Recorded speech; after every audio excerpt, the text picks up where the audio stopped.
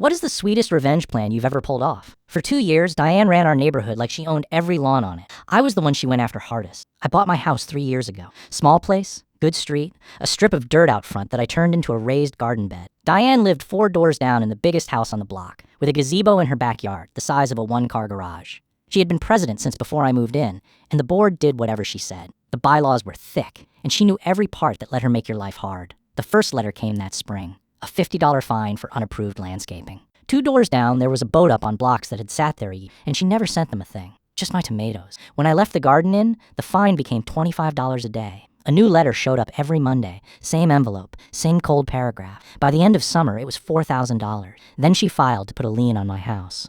Over a garden. She was telling me she could take my home over some tomato plants, and the whole board signed off without a word. She brought the last letter to my porch herself. She looked past me at the garden and said, "People like you never last here." Then she smiled and walked back toward that gazebo. I told her that sounded fine. That night I sat down and read the bylaws from the first page to the last. 2 things jumped out. Any board member could be removed by a majority vote of the homeowners at the annual meeting. There was also a rule that any structure over 100 square feet needed written board approval, or it counted as a $4,000 violation. Diane's gazebo was 140 square feet, and there was no approval on file for it anywhere. So I started knocking on doors, not to vent, but to collect signed proxy votes for the fall meeting, one neighbor at a time. Almost everyone on that street had a Diane story. By October, I had 40 of them signed. The annual meeting is in the clubhouse, folding chairs and a pot of burnt coffee going stale in the corner. Diane ran it like she always did, gaveling through the budget, ready to coast into another 2 years. When she opened the floor for new business, I stood up. I said I was calling a vote to remove the president under Article 9, and that I was holding 40 signed proxies to do it.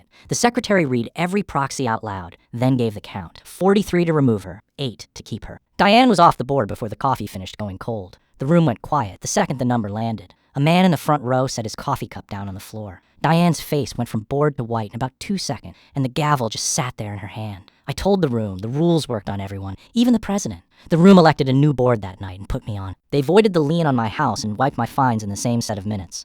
The next morning, I filed 1 violation on Diane's gazebo, $4,000, the same number she had put on my tomatoes. A week later, Diane was on my porch. She offered to drop every fine she had ever written me if I made the gazebo violation disappear. I told her the board votes on that now, not me.